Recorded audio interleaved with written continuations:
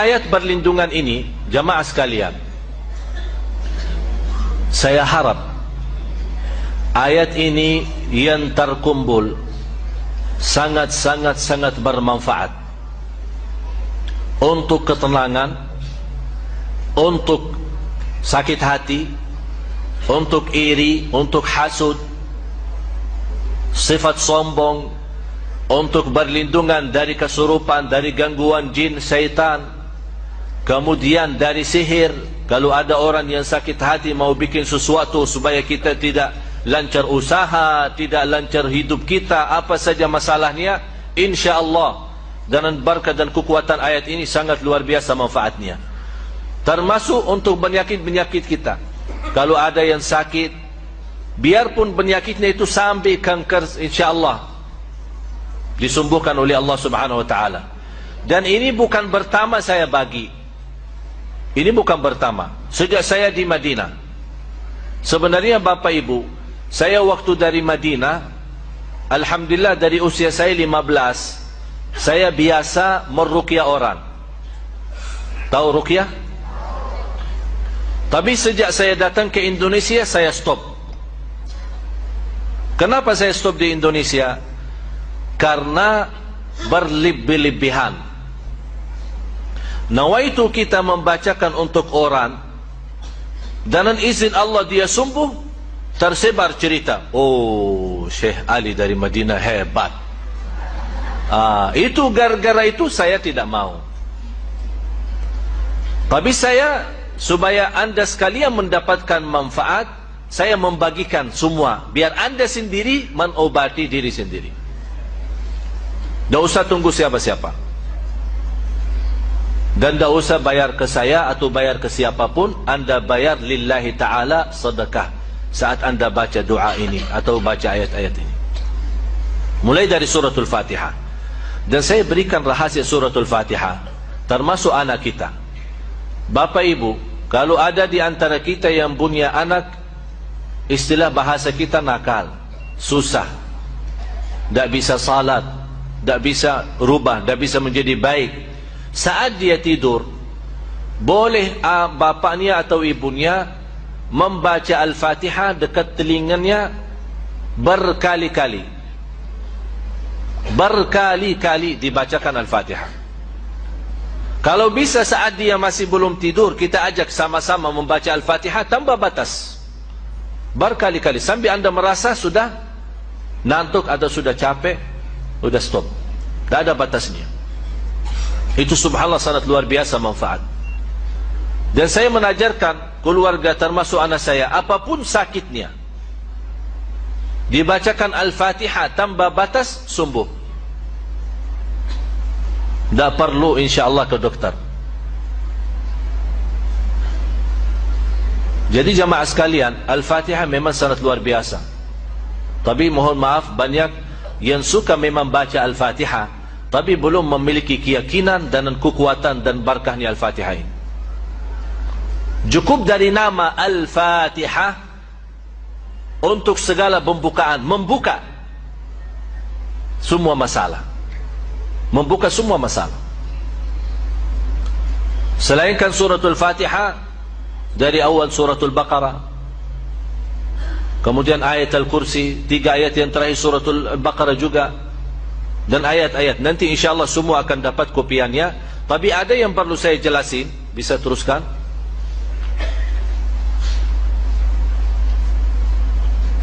Ini 5 ayat suratul Baqarah. Terus suratul Baqarah masih ayat 20, termasuk ini ayat khusus untuk hasud. Tapi tidak bisa, istilahnya tidak bisa hanya mengambil satu-satu, diusahakan dibawa ayatnya semua. Dan tidak harus setiap hari. Kalau anda melihat, terlalu banyak ayatnya, nanti membuat malas, tidak usah setiap hari. Dia bisa seminggu sekali, setiap 3 hari sekali. Artinya diusahakan rajin, jangan sampai tertinggal lama tidak baca. Sudah jelas? Terus ini juga ini untuk menolak hasudnya orang. Kalau kita punya usaha, ada orang yang suka iri atau suka hasud kita, InsyaAllah ayat 20 sama ayat 69 akan melindungi kita dari hasudnya orang. Terus ini juga termasuk untuk hasud. Jadi 3 ayat, 20, 69 sama 109. Ini semua ayat khusus untuk menolak hasudnya orang terhadap kita. Hasudnya terhadap hidup kita, bahagia kita di rumah tangga, usaha kita, apapun yang terkait dalam kehidupan kita sehari-hari. Terus ini ayat Al-Kursi sama ayat selanjutnya.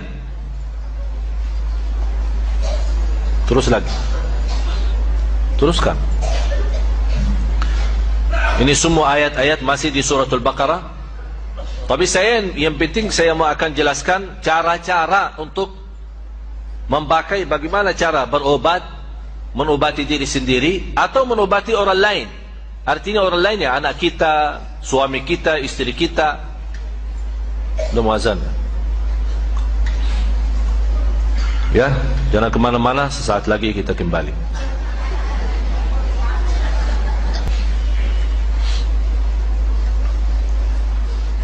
Alhamdulillah, Allahumma salli ala Sayyidina Muhammad wa ala ali Sayyidina Muhammad.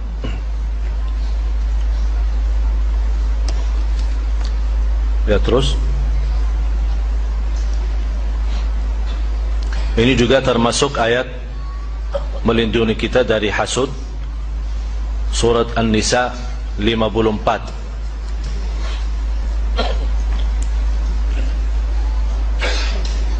Ini juga termasuk suratul Hijr, walaqad ja'alna fis samai burujan, ayat 16 sampai 18, 3 ayat. Kalau angka pertama itu nomor surah, ya, angka pertama suratul Hijr 15 itu nomor surahnya, surah 15 ayat 16 sampai dengan ayat 18. Kemudian dari surat Taha 23 ayat pertama, mulai dari ayat 1 sampai ayat 23. Ini sangat luar biasa manfaatnya bagi orang yang kena sihir. Orang pun yang belum kena sihir, mudah-mudahan dengan teruskan membaca ayat ini tidak akan bisa mengganggu dengan sihir. Terus ini masih surat Taha, surat 20 ayat 131.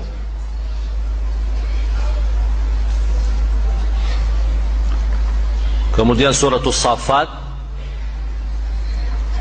mulai dari ayat 1 sampai ayat 10. Terutama suratul Saffat ini termasuk sangat bagus untuk orang-orang yang kena kesurupan atau kena gangguan jin, syaitan. Dan termasuk orang yang sering baca 10 ayat ini, InsyaAllah sangat membantu menghilangkan was-was. Ada orang suka selalu was-was. Artinya suka was-was, ya, kadang salat suka was-was, ini salat rakaat yang ketiga atau 4. Kadang-kadang dalam salatnya apakah suka baca Al-Fatihah atau belum. Kadang-kadang was-wasnya apakah sudah baca Qulhu belum. Kadang-kadang saking was-was dalam rukuk malah baca Subhan Rabbiyal A'la, dalam sujud terbalik Subhan Rabbiyal Azim. Karena dia tidak mensadarkan salatnya, ya terbalik doa-doa ini. InsyaAllah dalam membawa ayat-ayat ini akan dilindungi Allah dari rasa was-was.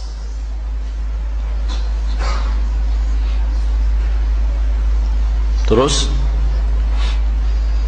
surat Tabarak, terutama 14 ayat pertama, mulai dari ayat 1 sampai ayat 14. Kalau bisa teruskan saja sampai habis.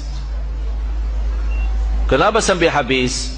Karena 14 ini memang untuk melindungi kita dari godaan, termasuk godaan hawa nafsu, termasuk juga dari hasud, dari sakit hati orang, dari iri, dari sihir, dari gangguan jin syaitan.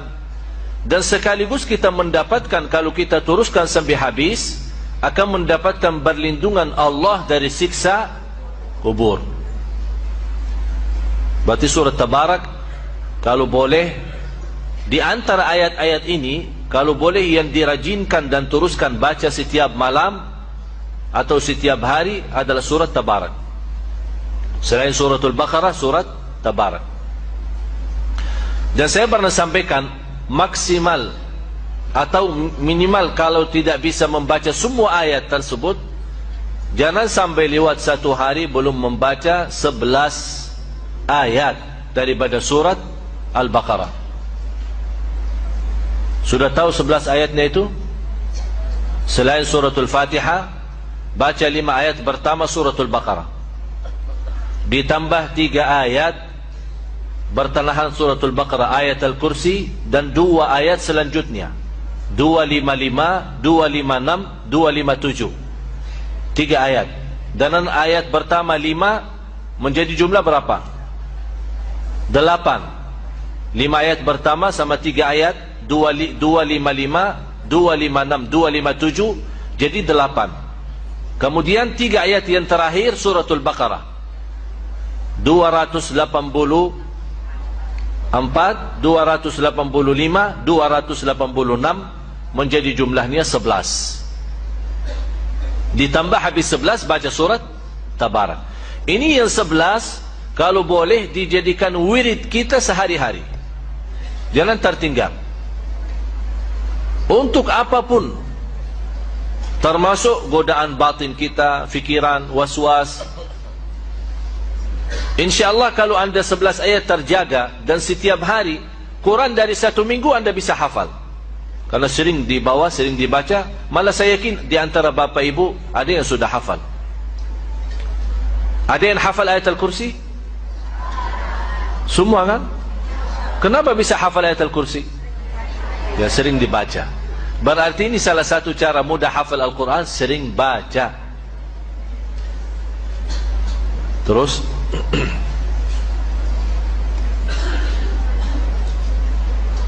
ini suratul Qalam. Nanti supaya saat anda baca ayat-ayat ini, suratul Qalam surah 68 ayat 51, saat anda baca ayat-ayat ini, tolong buka nanti Al-Quran di rumah, baca terjemahannya, artinya. Kenapa? Supaya saat anda baca ayat ini, anda bisa mengerti maksud daripada ayat ini, memahami isinya, supaya anda saat baca merasa bagaimana berkahnya ayat dan kekuatan ayat ini untuk bermanfaat bagi kita, lahir maupun batin. Nah, terus suratul Taubah, surah ke-9 ayat 14 sama 15. Terus ini semua ayat yang saya jelaskan ini semua ada di kopiannya ya. Tinggal insyaAllah semua mudah-mudahan dapat.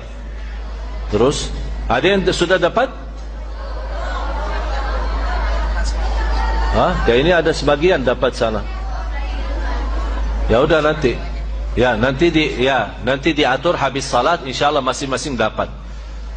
Ada hampir 1000. Mudah-mudahan yang tidak dapat kali ini insyaallah jangan khawatir. Insyaallah kita hari Jumat subuh kita ketemu lagi, insyaallah dapat insyaallah.